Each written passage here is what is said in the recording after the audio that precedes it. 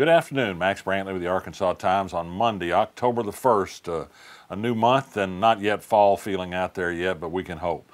Well, the top news today comes from Hog Report, the muckraking blog run by Matt Campbell, a Little Rock lawyer. He's looked into the records and found that John Thurston, the state land commissioner, who hopes to be elected Secretary of State in November, has spent more than $28,000 out of his office's public money to buy what looks like nothing more than a bass boat. It's a War Eagle boat with a big engine and fishing seats and all the gear you need to go out and hunt for lunker bass on the Arkansas River at what Blue Hog calls Commissioner's Island, riffing off Gilligan's Island. The office says this boat was purchased under the encouragement of a law passed by none other than the felonious John Woods that gave the Land Commissioner's Office the power to seek court action against people that have built structures on submerged lands and navigable waters, which are under the Land Commissioner's Office control, but not to go out and do searches for it. In fact, the office can't produce any records that shows it's done any kind of this kind of investigating. Lots more to be learned on this story, none of it good for John Thurston, who's largely enjoyed non-controversial time. Susan Inman, the Democratic candidate for Secretary of State against Thurston, is a squeaky clean person who has a great record in the Secretary of State's office and elections, which is very important. Consider her when election time comes around, not the bass fisherman. The U.S. Supreme Court today said it would not hear an appeal from Ted Suhl, the former operator of behavioral health services at both the community and residential level in Arkansas, who was sentenced to 7 years in prison for bribing a state DHS official. It rejected his appeal without further comment. Well, Arkansas has been getting a lot of national news for its Medicaid work rule, which is in danger of throwing thousands of people off Medicaid coverage. Good news today from Mother Jones, a good report on Arkansas and Missouri attempting to pass an increase in the minimum wage, joining some 29 other states and doing something the federal government won't do. It could help a lot of people out of poverty, keep them in a position they could afford health care. That's a good thing. Well, I learned over the weekend, took a look at the state Secretary of State's website on campaign spending and found that the single biggest independent campaign expenditure in Arkansas this election year so far is a Republican group spending of $750,000 or so on David Sterling's candidacy for Arkansas Supreme Court. This is interesting because candidates for Supreme Court run as nonpartisans. That was a law that was encouraged by Republicans. Didn't want to have party labels on candidates for office. Well, they've ignored it since. David Sterling runs his campaign almost exclusively by visiting Republican gatherings. This Republican group, funded by groups like the U.S. Chamber of Commerce and tobacco companies, is trying to elect Republican judges all over the country so that they'll endorse and support Republican laws, of course. Could David Sterling fairly hear a case against a Democrat given the amount of money he's getting from Republicans? Well, we'll see if he is elected. He's running against Courtney Goodson.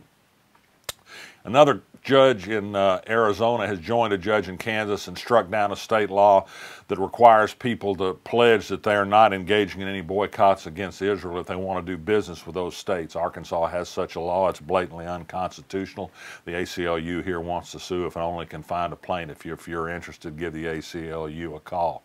Hats off to State Senator Joyce Elliott of Little Rock, who uncovered at a committee meeting last week something that's been a clandestine scheme so far, and that's a way to privatize state prison beds without seeming to do so, avoiding the legislature. In other words, the scheme they've cooked up would have county governments strike a contract with a private prison operator from Louisiana.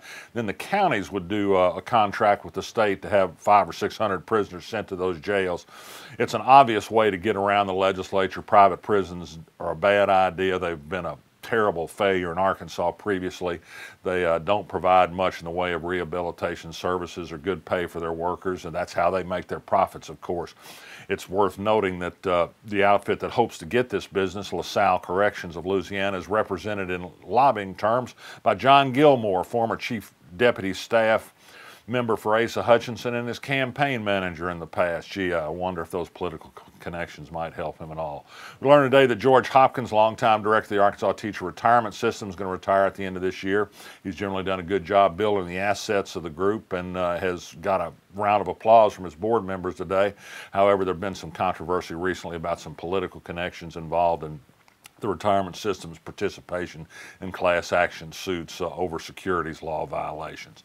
Well, the Brett Kavanaugh mess continues. Tom Cotton is leading the way with the Republican manufactured charge that the people that have done wrong to Christine Blasey Ford, who's raised a sexual assault allegation of Kavanaugh, is not the man who supposedly assaulted her, but Democrats who've asked that her story be told. There's a continuing review of allegations against Kavanaugh this week, but it's been severely limited at the encouragement of senators in the Republican Party and the White House. They don't want to hear from a third assault victim. And so early on, wasn't clear they'd even talk to Christine Blasey Ford herself. They're interested, it's clear from remarks made at a Trump news conference today, to get this behind them, to get Brett Kavanaugh in the court. Some of the attitudes here are pretty clear. In Arkansas, we learned from an NEA report last week, that's a web publication, Northeast Arkansas. The Jonesboro policeman said flatly that Christine Ford was lying. How did he know? Because 80% of rape reports are false. Can you believe that? There's scientific evidence that shows 95% of rape reports are true, and furthermore, lots aren't reported because women are afraid of being treated by people just like this Jonesboro cop treats women with no respect whatsoever. The polling shows that women aren't too trusting of Brett Kavanaugh, far more trusting of Christine Blasey Ford. Not surprising given the demeanor of the two in testimony last week. The biggest issue of Kavanaugh, of course, is the blind partisanship and rage he exhibited last week. He would not be a fair member of the Supreme Court no matter what the truth is of sexual allegations. Keep resisting this kind of stuff. I'm Max Brantley. I'll be back tomorrow. If you listen to our music, you will feel it. You feel it in here.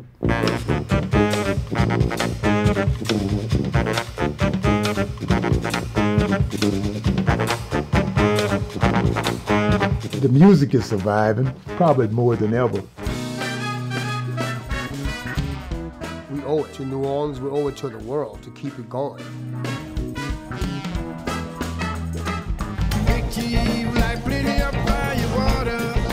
It's a feeling that you have that was deep in you, powerful.